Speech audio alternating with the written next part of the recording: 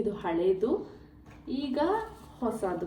ಮೊದಲು ಈ ಥರ ಇತ್ತು, ಇವಾಗ ಈ ಥರ ಆಗಿದೆ ಅಂದರೆ ಇದಕ್ಕೆ ನಾನು ಏನು ರೂಟೀನ್ ಫಾಲೋ ಮಾಡಿದೆ, ನನ್ನ ರಿಯಲ್ ಸೀಕ್ರೆಟ್ ಆಗಿಂದನೂ ಇವಾಗವರೆಗೂ ಕಂಟಿನ್ಯೂ ಆಗಿ ಯೂಸ್ ಮಾಡ್ತಿರೋದು ಅದು ಒಂದು ಆಯಿಲು.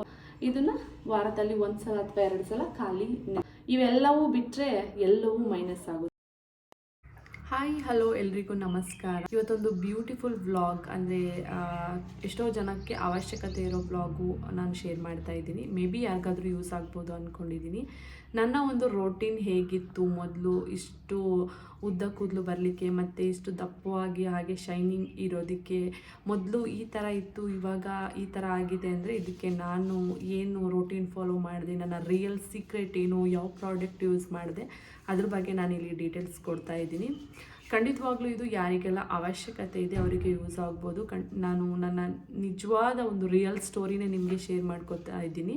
ಯಾವ ಪ್ರಾಡಕ್ಟಿಂದ ಈ ಥರ ನಂದು ಒಂದು ಚೇಂಜಸ್ ಆಯಿತು, ಅದರಿಂದ ಗುಡ್ ರಿಸಲ್ಟ್ ಸಿಗುತ್ತಾ, ಎಫೆಕ್ಟಿವ್ ಇದೆಯಾ ಅನ್ನೋ ಪ್ರಶ್ನೆಗೆ, ನಿಮ್ಮ ಒಂದು ಪ್ರಶ್ನೆಗೆ ಈ ವಿಡಿಯೋದಲ್ಲಿ ಕಂಪ್ಲೀಟ್ ಆನ್ಸರ್ ಇದೆ. ವಿಡಿಯೋ ನೋಡಿದ್ರೆ ಮೇ ಬಿ ನಿಮಗೆ ಯೂಸ್ ಆಗ್ಬೋದು ಅಥವಾ ಕೆಲವೊಂದಷ್ಟು ಮಾಹಿತಿ ತಿಳ್ಕೊಂಡಂಗೆ ಆಗ್ಬೋದು ಅಂತ ನಾನು ಹೇಳ್ಬೋದು ಅಷ್ಟೇ. ಈಗ ಪ್ರಾಡಕ್ಟ್ಸ್ ಹೇಗೆ ಅಂದರೆ ಅವು ಸೀಸನ್ ತಕ್ಕಂಗೆ ಚೇಂಜ್ ಆಗುತ್ತೆ. ಈಗ ಬೇರೆ ಯಾವುದಾದ್ರು ಪ್ರಾಡಕ್ಟ್ಸ್ ಬಂದರೆ ಇದಕ್ಕಿಂತ ಚೆನ್ನಾಗಿದ್ದರೆ ಎಲ್ಲರೂ ಆಟೋಮೆಟಿಕ್ಲಿ ಅದು ಮರ್ಜ್ ಆಗೋದು ಸಹಜ. ಅಂದರೆ ಯಾರೂ ಕೂಡ ಒಂದೇ ಪ್ರಾಡಕ್ಟ್ನ ಸತತವಾಗಿ ಯೂಸ್ ಮಾಡ್ಕೊಂಡು ಹೋಗಲ್ಲ. ಎಲ್ಲೋ ಕೆಲವೊಂದಷ್ಟು ಪ್ರಾಡಕ್ಟ್ಗೆ ಮಾತ್ರ ಸ್ಟಿಕ್ ಆನ್ ಆಗಿರ್ತೀವಿ. ಹೇಗೆ ಅಂದರೆ ಬೇರೆ ಬೇರೆದು ಇಷ್ಟ ಆಗ್ತಾ ಇರುತ್ತೆ, ಹೊಸದು ಬರ್ತಾ ಇರುತ್ತೆ, ಚೆನ್ನಾಗಿರೋದು ಬರ್ತಾ ಇರುತ್ತೆ. ಬಟ್ ಪ್ರೆಸೆಂಟ್ ನಾನು ಕೆಲವೊಂದಷ್ಟು ಪ್ರಾಡಕ್ಟ್ನ ಚೇಂಜ್ ಮಾಡಿದ್ದೀನಿ. ಬಟ್ ಬಿಫೋರ್ ನನ್ನ ಹೇರ್ ಇಷ್ಟು ಲೆಂತ್ ಆಗಿ, ಇಷ್ಟು ಥಿಕ್ ಆಗಿ, ಶೈನಿಂಗ್ ಆಗಿ ಬರೋದಕ್ಕೆ ನಾನೆಲ್ಲ ಏನು ಯೂಸ್ ಮಾಡಿದೆ, ಈ ಸುಮಾರು ಒಂದು 3 ವರ್ಷದಿಂದ, ಅಂದರೆ 3-4 ವರ್ಷದಿಂದನೇ ಅಂತಲೇ ಅಂದ್ಕೊಳ್ಳಿ, ಏನು ಯೂಸ್ ಮಾಡಿದೆ ಅಂತ ಈ ವಿಡಿಯೋದಲ್ಲಿ ಹೇಳಿದ್ದೀನಿ. ಕಂಪ್ಲೀಟ್ ವಿಡಿಯೋ ನೋಡಿ, ಖಂಡಿತವಾಗ್ಲೂ ನಿಮಗೆ ಹೆಲ್ಪ್ ಆಗ್ಬೋದು. ಕೆಲವೊಂದಷ್ಟು ಪ್ರಾಡಕ್ಟ್ ಯೂಸ್ ಮಾಡ್ತಿರ್ತೀನಲ್ಲ, ಎಲ್ಲರೂ ಹೋಮ್ ರೆಮಿಡಿ ಮತ್ತು ಆ ಥರ ಮನೆಮದ್ದುಗಳನ್ನ ಅಷ್ಟಾಗಿ ಪ್ರಿಫರ್ ಮಾಡಲ್ಲ. ಖಾಲಿ ಶಾಂಪೂ, ಆಯಿಲು ಅಥವಾ ನಿಮ್ಮ ಪ್ರಾಡಕ್ಟ್ಸ್ ರೋಟೀನ್ ಮೇಲೆ ಎಲ್ಲರೂ ಜಾಸ್ತಿ ಕೇಳ್ತಾ ಇರ್ತಾರೆ. ಹಾಗಾಗಿ ನಾನು ಒಂದು ಆಯಿಲ್ನ ಅವಾಗಿಂದನೂ ಇವಾಗವರೆಗೂ ಕಂಟಿನ್ಯೂ ಆಗಿ ಯೂಸ್ ಮಾಡ್ತಿರೋದು ಅದು ಒಂದು ಆಯಿಲು. ಅದನ್ನು ಮಾತ್ರ ನಾನು ಚೇಂಜ್ ಮಾಡಿಲ್ಲ. ಬಟ್ ಅದ್ರ ಜೊತೆಗೆ ಹೋಮ್ ರೆಮಿಡಿ ಆಯಿಲು ಮತ್ತು ನಾನೇ ಮನೇಲಿ ಮಾಡ್ಕೊಂಡಿರೋ ಆಯಿಲ್ ಅದನ್ನೆಲ್ಲ ಹಚ್ತೀನಿ. ಯಾವುದೇ ರೀತಿ ಸೈಡ್ ಎಫೆಕ್ಟ್ಸ್ ಇಲ್ಲ. ಮತ್ತು ಇನ್ನೂ ಕೆಲವೊಂದಷ್ಟು ಪ್ರಾಡಕ್ಟ್ನು, ಅಂದರೆ ಆಯಿಲ್ನ ನಾನು ತರಿಸಿ ಯೂಸ್ ಮಾಡಿದ್ದೀನಿ. ಅದು ಕೂಡ ಏನು ನನಗೆ ಬೇರೆ ಥರ ಇಲ್ಲ. ಬಟ್ ಆಯಿಲ್ ಬಂದು ಇದು ಕೇಶ್ ಕಿಂಗ್ ಆಯಿಲ್. ಓಕೆ, ಇದು ರ್ಯಾಪರ್ ನಾನು ಕಿತ್ತಾಕ್ಬಿಟ್ಟಿದ್ದೀನಿ. ಇದು ಹಳೇದು, ಈಗ ಹೊಸದು ಪ್ಯಾಕಿಂಗ್. ಇದು ಕೇಶ್ ಕಿಂಗ್, ಅಂದರೆ ಇದೇ ಪ್ರಾಡಕ್ಟೇ ಇದಕ್ಕೆ ಅಪ್ಡೇಟ್ ಆಗಿದೆ ಅಷ್ಟೇ. ಇದು ಓಲ್ಡ್ ವರ್ಷನ್ನು, ಇದು ನ್ಯೂ ವರ್ಷನ್ನು, 2 ಪ್ಯಾಕು ಕೂಡ ಸಿಗುತ್ತೆ. ಈ ಪ್ಯಾಕ್ ಮೇಲೆ ಬರೆದಿದ್ದಾರೆ, 2 ಪ್ಯಾಕು ಕೂಡ ಅವೈಲೇಬಲ್ ಇದೆ. ಬಟ್ ಸೇಮ್ ಇದು 2 ಆಯಿಲ್ ಒಂದೇ. Kesh King Gold Ayurvedic oil ಅಂತ ಬಂದಿದೆ. Grows new hair and reduce hair fall, 21 herbs plus and grow biotin Ayurvedic plus science for moderate to severe hair fall ಕಂಟ್ರೋಲ್ಗೆ ಇದು ಬೆಸ್ಟ್ ಅಂದರೆ best oil. ನನಗೆ complete adjust ಆಗಿದೆ. ಇನ್ನು ಕೆಲವೊಂದಷ್ಟು ಜನಕ್ಕೆ ಅಡ್ಜಸ್ಟ್ ಆಗಿದೆ, ಬಟ್ ಕೆಲವೊಂದಷ್ಟು ಜನಕ್ಕೆ ಅಡ್ಜಸ್ಟ್ ಆಗಿಲ್ಲ. ನಾನು ಪ್ರೀವಿಯಸ್ ವಿಡಿಯೋ ಡೇಟಾ ತೊಗೊಂಡು ನಾನು ಹೇಳ್ತಾ ಇರೋದು. ಓಕೆ, ಇಲ್ಲಿ ಡೈರೆಕ್ಷನ್ ಫಾರ್ ಯೂಸು ಮತ್ತು ಅದರದ್ದು ಡೀಟೇಲ್ಸ್ ಎಲ್ಲ ಕೊಟ್ಟಿದ್ದಾರೆ, ಮತ್ತು ಏನೇನು ಹಾಕಿದ್ದಾರೆ ಅದು ಕೂಡ ಇದ್ರ ಮೇಲೆಲ್ಲ ಬರೆದಿದ್ದಾರೆ. ನೆಕ್ಸ್ಟು ಸೇಮ್ ಎಲ್ಲ ಡೀಟೇಲ್ಸ್ ಇದೆ. ನಾವು ಒಂದು ಸಲ ಓದಿದ್ರೆ ಗೊತ್ತಾಗುತ್ತೆ. ನಂಬರ್ 1 ಹೇರ್ ಎಕ್ಸ್ಪರ್ಟ್, ಕ್ಲಿನಿಕಲಿ ಪ್ರೂವೆನ್ ಅಂತ ಬರೆದಿದೆ. ಇದ್ರದ್ದು ಪ್ರೈಸು ಎಷ್ಟು ಗ್ರಾಮ್ ಇದೆ, ಇದ್ರದ್ದು ಪ್ರೈಸ್ ಬಂದು 99 ರೂಪೀಸ್, ಅಂದರೆ 100. ಇದು ಸ್ಮಾಲ್ ಪ್ಯಾಕು. ಎಷ್ಟು ml ಇದೆ ಅಂತ ಹೇಳಿ, ಒಂದು ನಿಮಿಷ. 50 ml. Okay, 50 mlಗೆ 99 rupees. Okay, this is my best hair oil. ನಾನು ಇದನ್ನಂತೂ ಚೇಂಜ್ ಮಾಡಿಲ್ಲ. ಈಗಲೂ ಕೂಡ ನನ್ನ ರೋಟೀನಲ್ಲಿ ನಾನು ಇದನ್ನು ಇನ್ಕ್ಲೂಡ್ ಮಾಡ್ಕೊಂಡಿದ್ದೀನಿ. ಇದು ಓಲ್ಡು, ಇದು ನ್ಯೂ, ಇದೆರಡು ಕೂಡ ಸಿಗುತ್ತೆ. ಇದು ನೆಕ್ಸ್ಟು, ಈ ಆಯಿಲ್ ಸಹಜವಾಗಿ ಕಾಸ್ಟ್ಲಿ ಇರುತ್ತೆ. ನಾವು ಇದನ್ನು ಹೇಗಿಲ್ಲ ಅಂದ್ರೂ ವಾರದಲ್ಲಿ 2 ಸಲ 3 ಸಲ ಯೂಸ್ ಮಾಡಿದ್ರೂ ಕೂಡ 1 ತಿಂಗಳು ಬರೋದೇ ಹೆಚ್ಚು. ಬೇಗ ಖಾಲಿ ಆಗಿಬಿಡುತ್ತೆ. ಹಾಗಾಗಿ ನಾವು ಇದನ್ನು ಸ್ಕ್ಯಾಲ್ಪಿಗೆ ಮಾತ್ರ ಯೂಸ್ ಮಾಡಬೇಕು. ಸ್ಕ್ಯಾಲ್ಪಿಗೆ ಹಾಕೋಕ್ಕೆ ಅದರಲ್ಲೇ ಇದು ಕೊಟ್ಟಿರ್ತಾರೆ, ಅಂದರೆ ಈ ಥರ ರೂಟ್ಸ್ದು ಒಂದು ನಿಮಿಷ ತೋರಿಸ್ತೀನಿ. ಈ ಥರ ಅದರಲ್ಲೇ ಕೊಟ್ಟಿರ್ತಾರೆ. ಇದನ್ನು ಯೂಸ್ ಮಾಡಿಕೊಂಡು ನಾವು ಸ್ಕ್ಯಾಲ್ಪಿಗೆ ಹಾಕ್ಬೋದು. ಇಲ್ಲ ನಾವು ಪೋರ್ಷನ್ಸ್ ಮಾಡಿ ಅಂದರೆ ಎಳೆ ಎಳೆಯಾಗಿ ಬಗ್ದು ಕೂಡ ಹಾಕ್ಬೋದು, ಇಲ್ಲ ಕೈಯಲ್ಲೇ ಹಾಕ್ಬೋದು. ಇದನ್ನು ಸ್ಕ್ಯಾಲ್ಪಿಗೆ ಯೂಸ್ ಮಾಡಿ. ಬಾಕಿ ಕೂದಲಿಗೆ ಕೊಕೊನೆಟ್ ಆಯಿಲ್ ಬರುತ್ತಲ್ಲ ಅದು. ನಾನು ಆಫ್ಟರ್ ಹೇರ್ ಕಟ್ ವೀಡಿಯೋ ಮಾಡ್ತಾ ಇರೋದು. ಹೇರ್ ಕಟ್ ವೀಡಿಯೋಗಿನ ಮುಂಚೆ ಕೂಡ ನಾನು ವೀಡಿಯೋ ಮಾಡಿದ್ದೀನಿ, ಬಟ್ ಅಗೇನ್ ರಿಪೀಟೆಡ್ ಕಾಮೆಂಟ್ಸ್ ಬರೋದ್ರಿಂದ ಮತ್ತೆ ಮಾಡ್ತಾ ಇರೋದು.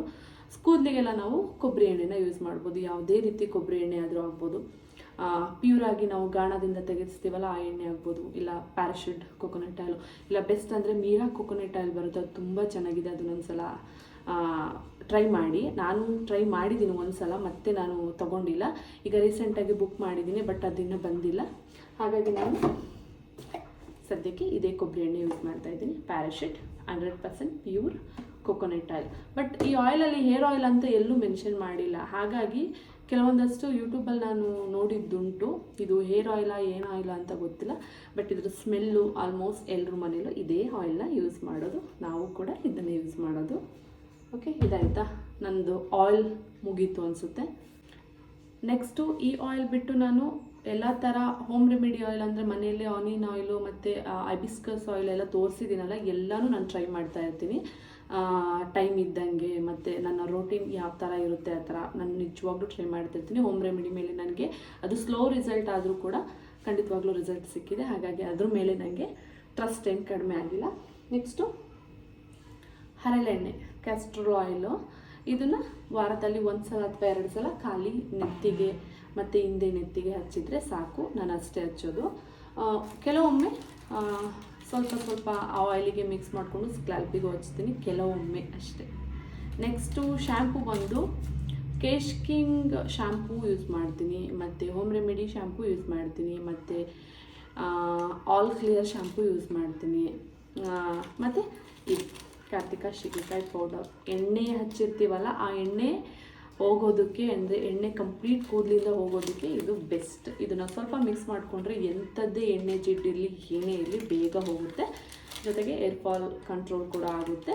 ಹಾಗೆ ಕಾರ್ತಿಕ ಅಲ್ವಾ ಇದು? ಕಾರ್ತಿಕ ಅಂದರೆ ಹಳೆಯ ಕಾಲದಿಂದಲೂ ನಂಬಿಕೆ ಇದೆ. ಹಾಗಾಗಿ ಮೀರಾದಲ್ಲೂ ಬರುತ್ತೆ ಮತ್ತು ಕಾರ್ತಿಕದಲ್ಲೂ ಬರುತ್ತೆ. ನಾವು ಇದು ಪೌಡರ್ ಯೂಸ್ ಮಾಡ್ತಿರೋದು, ಶ್ಯಾಂಪೂ ಅಲ್ಲ, ಇದು ಪೌಡರ್.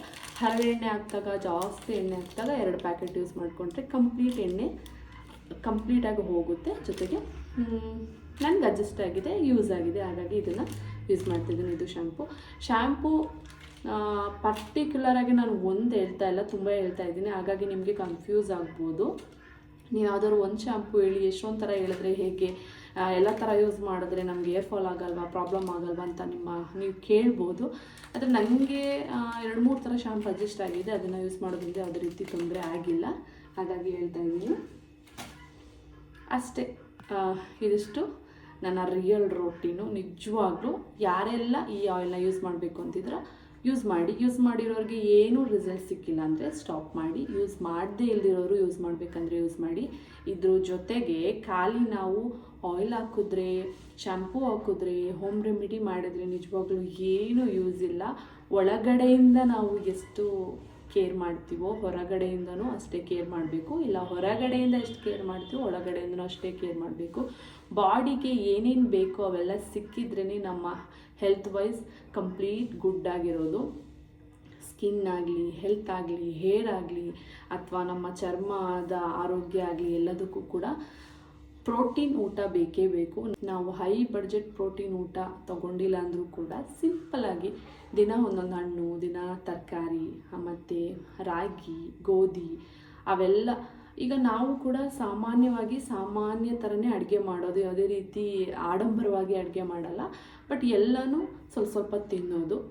ಕೆಲವೊಬ್ಬರು ವೆಯ್ಟ್ ಇಟ್ಕೊಂಡು ಮೆಜರ್ಮೆಂಟ್ ಮಾಡಿಕೊಂಡು ತಿಂತಾರೆ, ಇಷ್ಟೇ ನಮಗೆ ಕ್ಯಾಲೋರಿ ಸಿಗಬೇಕು, ಪ್ರೋಟೀನ್ ಸಿಗಬೇಕು, ಫೈಬರ್ ಸಿಗಬೇಕು ಅಂತ. ಬಟ್ ನಾವೆಲ್ಲ ಅಷ್ಟು ಮಾಡ್ಲಿಕ್ಕೆ ನಮ್ಗೆ ಟೈಮ್ ಇಲ್ಲ.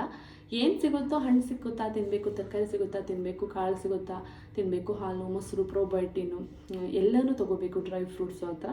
ಜೊತೆಗೆ ನೀರು ಕುಡಿಬೇಕು. ಮತ್ತು ಇದಿಷ್ಟು ಟಿಪ್ಸು. ಇವೆಲ್ಲವೂ ಬಿಟ್ಟರೆ ಎಲ್ಲವೂ ಮೈನಸ್ ಆಗುತ್ತೆ, ಹಾಗೆ ನಮಗೆ ಎಫೆಕ್ಟ್ ಆಗುತ್ತೆ. ನಿಜವಾಗ್ಲೂ ನನಗೆ ಡಾಕ್ಟ್ರು ಹೇಳಿರೋ ಅಂಥದ್ದು ನಾನು ಹೇಳ್ತಾ ಇದ್ದೀನಿ. ಇಲ್ಲಿ ನಾನು ಡಾಕ್ಟ್ರು ಆಗೋಕ್ಕಾಗಲ್ಲ, ಅವ್ರು ಹೇಳಿರೋದನ್ನು ನಿಮಗೆ ಹೇಳ್ಬೋದು. ನಮಗೆ ಒಂದೇ ಸಲ ತಿನ್ನೋಕ್ಕಾಗಲ್ಲ. ಒಬ್ಬೊಬ್ರು ಒಂದು ಪ್ಲೇಟಲ್ಲಿ ಎಲ್ಲ ಥರ ಮೀಲ್ ಇಟ್ಕೊಂಡಿರ್ತಾರೆ, ಬಟ್ ನಾವು ತಿನ್ನೋಕ್ಕಾಗಲ್ಲ. ನಾನು ಖಾಲಿ ಮುದ್ದೆ ಸಾಂಬಾರು ಅದಕ್ಕೆ ಪಲ್ಯ ತಿನ್ಬೋದು ಅಷ್ಟೇ, ಅದಕ್ಕೆ 2-3 ಥರ ಪಲ್ಯ ಅಂತೂ ತಿನ್ನಲಿಕ್ಕಾಗಲ್ಲ. ಬಟ್ ಟೈಮಿಂಗ್ಸ್ ಇರುತ್ತಲ್ಲ, ನಾವು ಟೈಮಿಂಗ್ಸ್ ಸಜೆಸ್ಟ್ ಮಾಡಿಕೊಂಡು ಎಲ್ಲ ಥರ ಊಟ ತೊಗೋಬೇಕು, ನೀರು ಕುಡಿಬೇಕು, ಹೆಲ್ದಿ ಲೈಫ್ ಸ್ಟೈಲ್ನ ಸಿಂಪಲಾಗಿ ಲೀಡ್ ಮಾಡಬೇಕು. ಅತಿಯಾದರೆ ಎಲ್ಲನೂ ಕೂಡ ವಿಷ ಆಗ್ಬೋದು. ನಮ್ಗೆ ಎಷ್ಟಾಗುತ್ತೋ ಅಷ್ಟು ಸಿಂಪಲ್ಲಾಗಿ ಮಾಡ್ಕೊಂಡು ಹೋದರೆ ಆಗುತ್ತೆ. ಇದ್ರ ಜೊತೆಗೆ ಹೋಮ್ ರೆಮಿಡಿ ಟಿಪ್ಸ್ ಮೇಲೆ ಯಾರಿಗೆಲ್ಲ ನಂಬಿಕೆ ಇದೆ, ಟ್ರಸ್ಟ್ ಇದೆ, ಅದನ್ನು ಕೂಡ ಮಾಡ್ಬೋದು. ನನ್ನ ಚಾನಲಲ್ಲಿ ಹೋಮ್ ರೆಮಿಡಿ ಟಿಪ್ಸ್ ತುಂಬ ಬರ್ತಾ ಇರುತ್ತೆ. ಯಾರಿಗೆಲ್ಲ ಯಾರಿಗೆಲ್ಲ ಅವಶ್ಯಕತೆ ಇದೆ ಅವರು ಆರಾಮಾಗಿ ನನ್ನ ಚಾನಲ್ನ ನೋಡಿ ಟ್ರೈ ಮಾಡ್ಬೋದು. ನೆಕ್ಸ್ಟು ಇದೇ ಥರ ಯಾವ್ದಾದ್ರು ಚೆನ್ನಾಗಿರೋ ವೀಡಿಯೋ ತೊಗೊಂಡು ಬರ್ತೀನಿ. ಅಲ್ಲಿವರೆಗೂ ಥ್ಯಾಂಕ್ ಯು. ಈ ವಿಡಿಯೋ ಇಷ್ಟ ಆಯಿತು ಅಂದರೆ, ನಾನು ಹೇಳೋ ಮಾಹಿತಿ ಇಷ್ಟ ಆಯಿತು ಅಂದರೆ ಸಬ್ಸ್ಕ್ರೈಬ್ ಮಾಡ್ಕೊಳ್ಳಿ. ನನ್ನ ಚಾನಲ್ನ ಒಂದು 100K ತೊಗೊಂಡೋಗಿ ನಿಲ್ಲಿಸ್ತೀರಾ ಅಂತ ಅಂದ್ಕೊಂಡಿದ್ದೀನಿ. ಅದೊಂದು ನನ್ನ ಡ್ರೀಮು. ಅದು ಕಂಪ್ಲೀಟ್ ಆದರೆ ನನಗಂತೂ ಇನ್ನೂ ಖುಷಿ ಆಗುತ್ತೆ. Okay, thank you.